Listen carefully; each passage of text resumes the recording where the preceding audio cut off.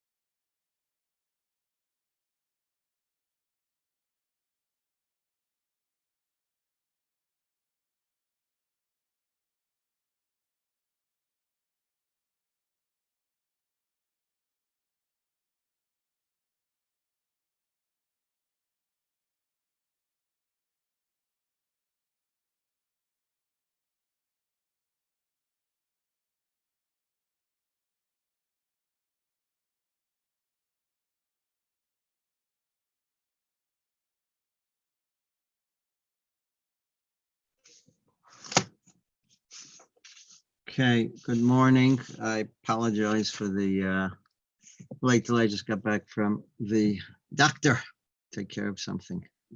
All right, being it's Erev Shabbos, or Kamat Erev Shabbos, so I would like to share with you an idea from Reb Chaim Shmulevitz on the Parsha.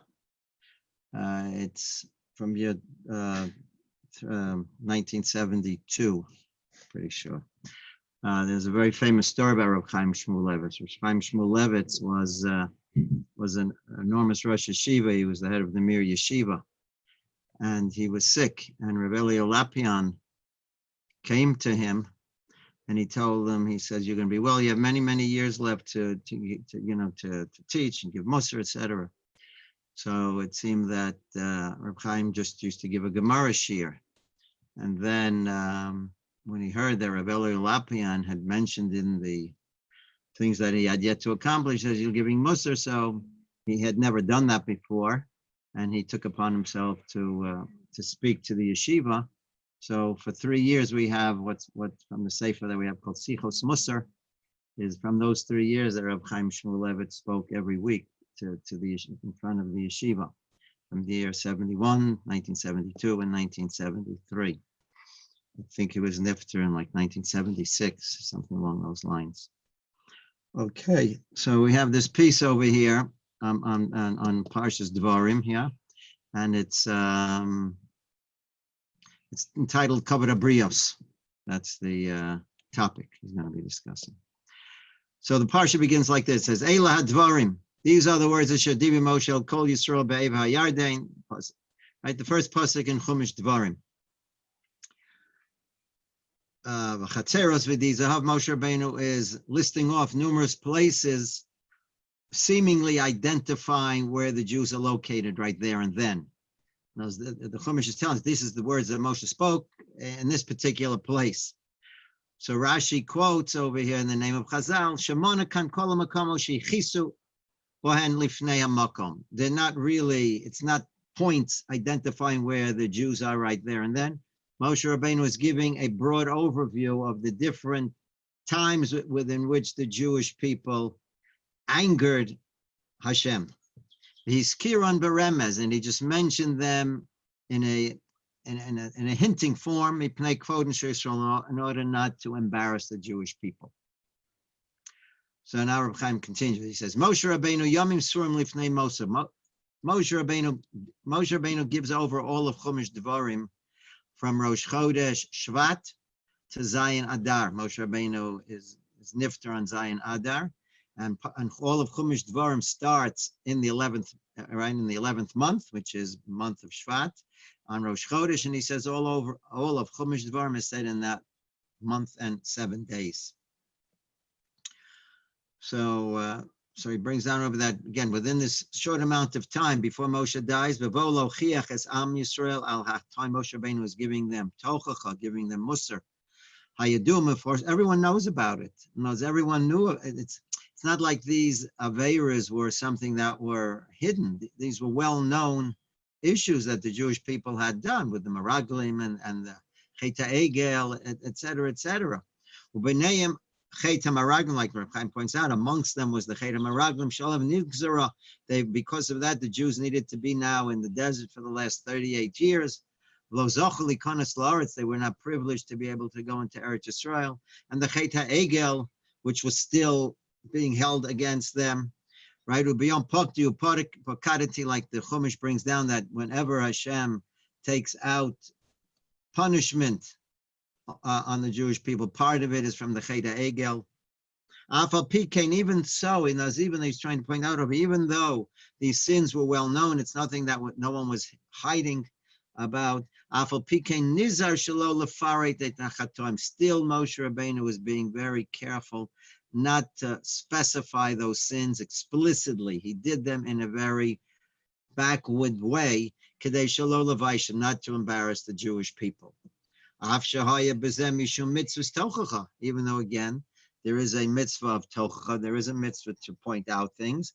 Nevertheless, you need this balance. That's what Chaim's trying to point out over here. You have to balance it out, not to do it in a way that a person will feel hurt. This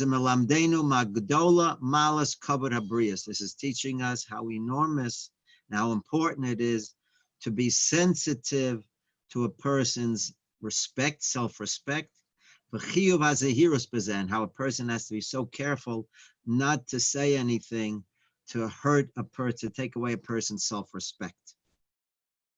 And he says, it's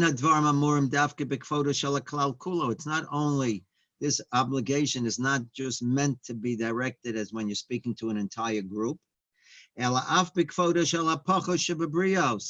the smallest person, like we find, he brings down a Gemara in Gittin over here. See how enormous the penalty is for embarrassing someone, right? What we're coming to very shortly, unfortunately. You see how Kodesh Baruch Hu is Bar Kamtza, how Kodesh Baruch Hu helped out Bar Kamtza. Hashem allowed his Beis HaMikdash to be destroyed and burnt because of what happened to Bar Kamtza, because he was embarrassed. Hine busha zu, that embarrassment ain't a busha shel klal Yisrael. It wasn't the embarrassment of the entire Jewish people. El busha shel yochid. It was an embarrassment to one person of Bar Kamtza. Shemishum boshto, because Bar Kamtza felt slighted. Lo nimna Hashem didn't hold back milios rodef al kol Yisrael. Bar Kamtza, in order to get back for his being slighted, he was trying to take revenge on the entire Jewish people. V'limsar osim lemelech Romi, to give them over to the Roman king. Vav boshto shel adam mushchas. Look how low this person is. Because a person felt slighted, it wasn't enough just to get back at an individual at Kamtza. No, he was going to get back at the entire Jewish people. So we see that even for the embarrassment of this lowly person over here, because we see what he did as a result, nevertheless, we see that HaKadosh Baruch Hu assisted him. So we see that the concern of the self-respect of even an individual has to be taken into account. And we see even further, look how Reb Chaim develops it. So look at Bilam.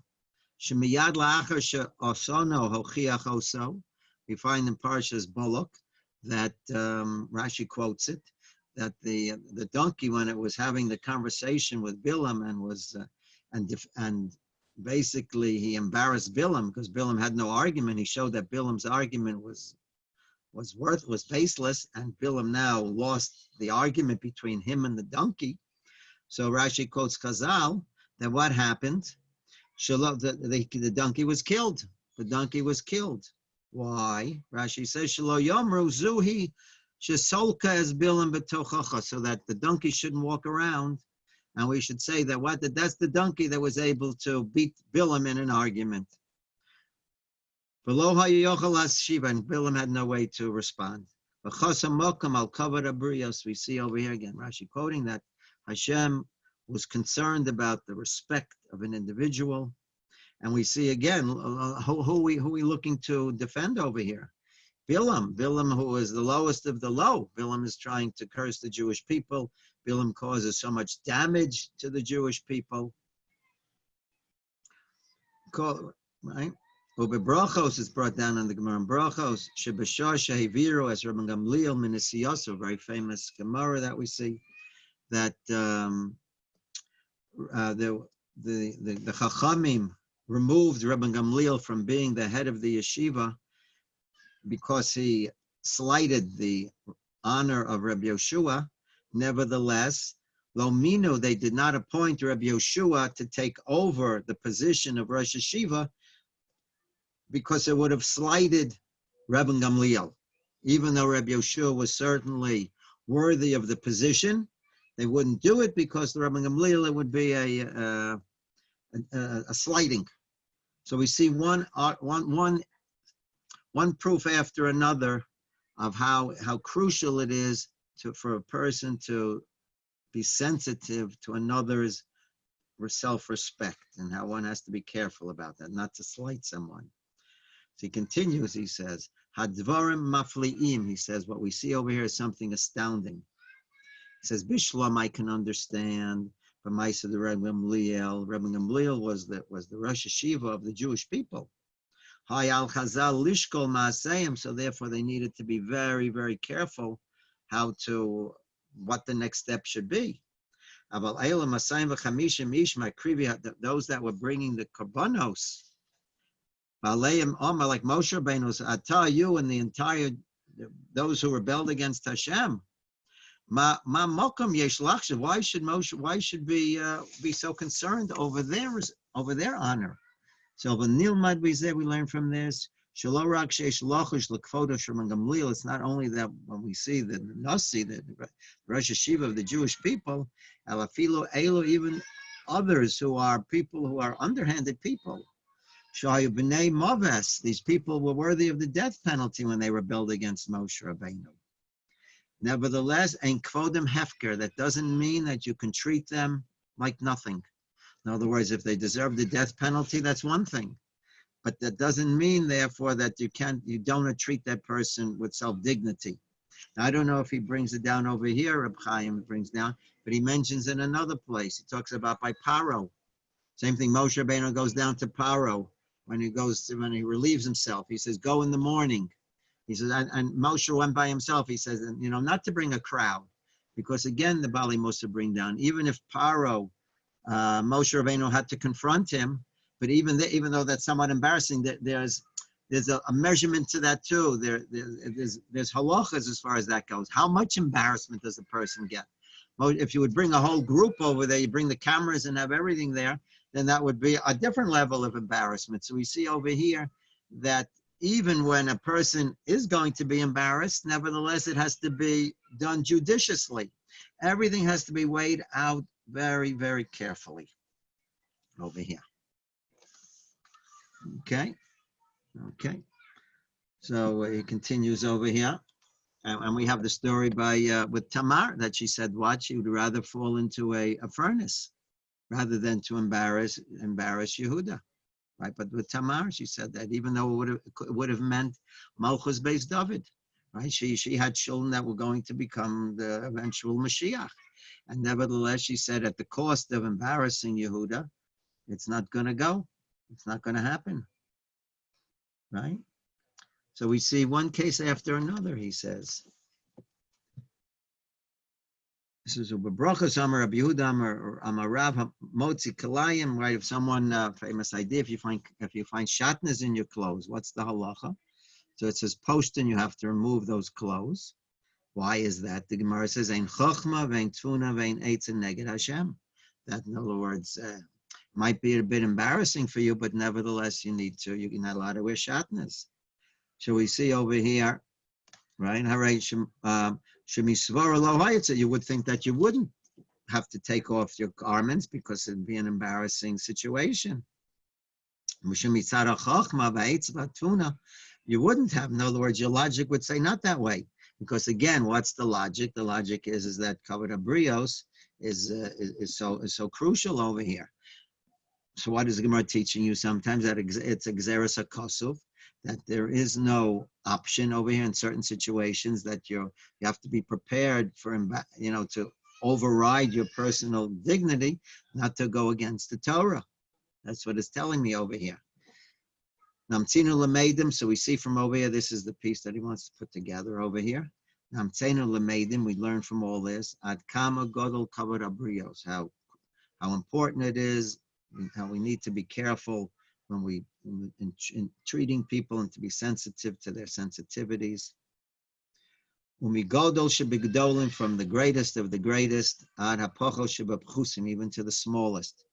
Gufei Torah nitchem mipana. We see that we push aside Torah for these things. Kol kach lama. Why is this? Why is it that kavod habrios is so crucial? He says. But Neri says, it appears to me, she yesod chomer kavod habrios v'gadluso, the foundation, the understanding of the severity of self-respect for someone. Hu mishum sha'odem atzmo godol ma'od. Because a person is a very great creature. Because the person is so great, therefore anything that relates to him is great. Because people are so important, therefore their honor is so important. The problem is that what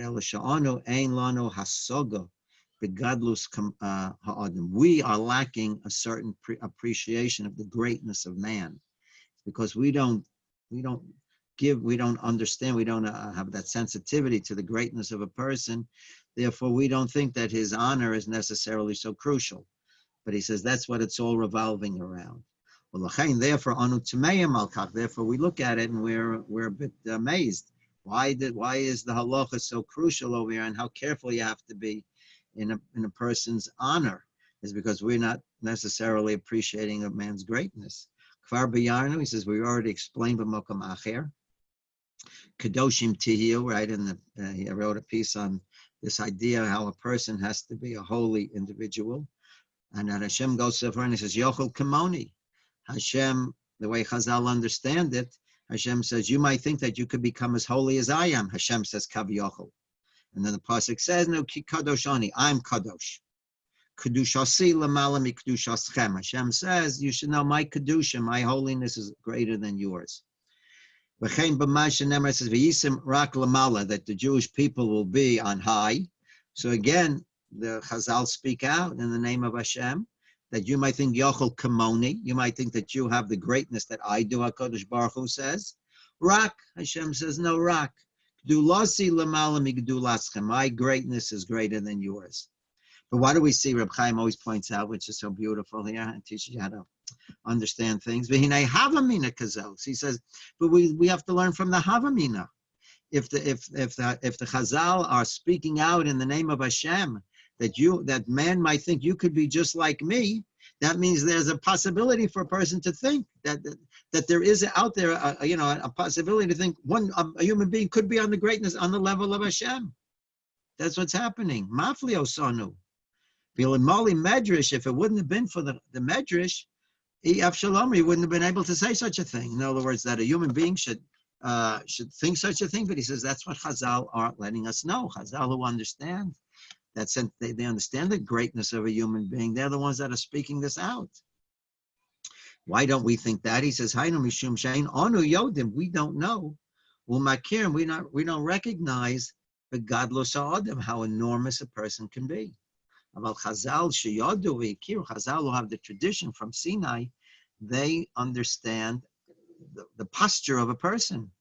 Romakom, they saw that there was a possibility, Yachol Kamoni, that a human being could be on a level in a certain respect equal to the Creator. And then it was necessary for a pasuk to say no. And even so, even with our understanding that obviously Hashem's kedusha is greater, he says, but nevertheless, we have to appreciate what our kedusha is out there. It's only limiting it that it can't be on the level of kedusha, of Kadosh Baruch Hu's kedusha, but it's still in all. Think about what we could reach to. Umatzino Eitzel Eov, we find by Eov, B'shasha Hayam b'matzav hagaru b'yoter. Eov was tested by the Malach with terrible Yisurim. So Rabbi Chaim brings down over that we find when Eov was in the midst of all these terrible difficulties, Shoya Masur Kula Biyad HaSatan, he was given over completely into the hands of the Satan. Kamosham, like a Kodesh Baruch Hu told the Satan, Hino Biyadecha, I give Eov over to you. Also Shah, at that moment, he said, his Palel Eov. Eov had a tefillah. And he said, Mi yechaneni ki yarchi kedem. I wish I would have the days of the earlier days, Kimei Elokei Yishmerein, like the days of Hashem, and He should protect me. V'amar Chazal, and Chazal explained what does that mean. Ein locha yomim she'odem shorei b'tova. There are no better days in a person's being. Yoser me'osin hayomim she'ochel mimashimo ocheles. And that's when he's in his mother's womb. And that when a fetus is in his mother's womb, he's eating from his mother's food.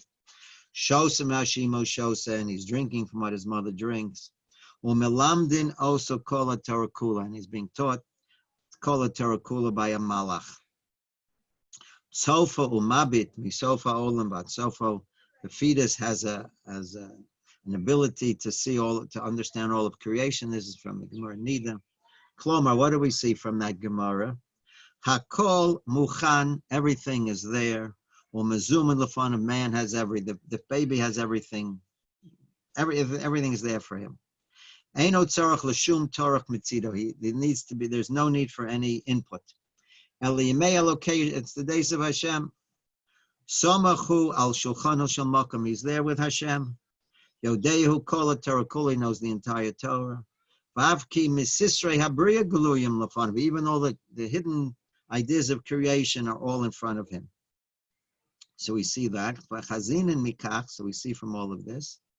Sha'av b'shosha Eov b'shefel ha'madrega. We see that Eov, even when he was in such a low situation, he was suffering terribly. It was so difficult for him. Right? What was his tefillah? Lo rak la'alos mimena v'liyos k'kol adam. He wasn't looking to be removed from his difficulty to be like everyone else. That wasn't what he was looking to be. Elamispala Leo's tefillah was what Leo's barum hamayli wanted. He was looking for the ultimate in ruchnius. I want to be like I was close to Hashem. Matzav al-tivi, something beyond nature. Veins of tefillah shav, it's not a wasted tefillah. We see that it's something that was within reality. Because man is so great. That greatness was still within him. Even though he's in such a low situation, he still retained his appreciation of man's greatness. Therefore, he says, Godel Kvodo, therefore his honor is so great. Even if man is in such a low situation, because of his greatness, he still has that honor. So we see over here that what we see the punishment that people go through. It's the embarrassment that does it. That's the worst. Right? It says, Brich Rachmana de Kasri la'ovin b'hai alma. A person davens that he should not be embarrassed.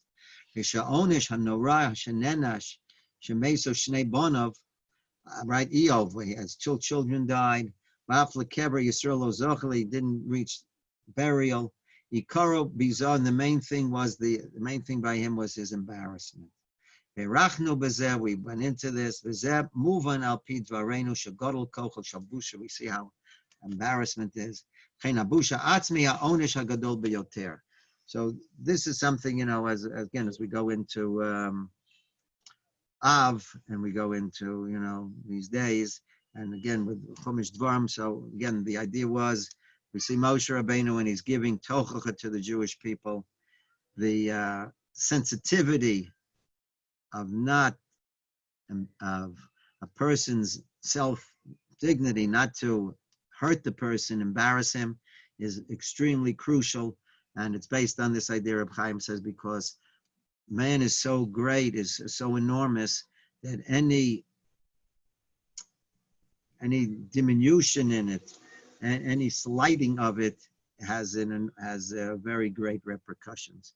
That's something that we all need to be sensitive to. That whenever we have interactions with people, we have to always try to keep in mind the sensitivities of others. And whenever we have a rule in the Torah, whenever it's a suffix in a Torah halacha, you always have to go l'chumrah. You always have to be careful about that. So I think that's something that in general is so crucial. But certainly, if we see that was one of the major catalysts for the Churban Beis Hamikdash, Reb Chaim pointed out, because Bar Kamsa was slighted and his honor was affected. Hashem allowed his Beis Hamikdash to be destroyed. So we need to be so careful now to try to, as they say in our interpersonal relations, to always try to be sensitive to another person's feelings and not to say something that might be hurtful to them. Okay, are there any questions? Hey, Rabbi, that hit the spot. Thank you so much. Okay, you're welcome. Okay, if not, then everyone have an amazing Shabbos, Mitzvah Hashem. And we should only hear Besoros Tovos, Ezrat Hashem. Amen. Okay, Rabbi, thank you so much. Okay, pleasure. Okay, all the best. Take care. Have a good Shabbos, everyone. Shabbos. Take care. Shabbos.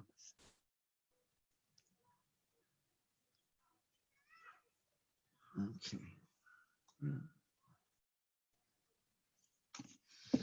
Yeah. Okay.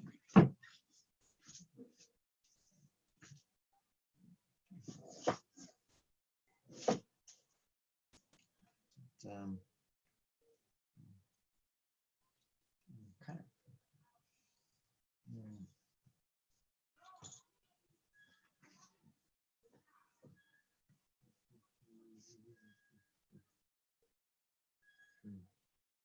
Yeah, okay, now.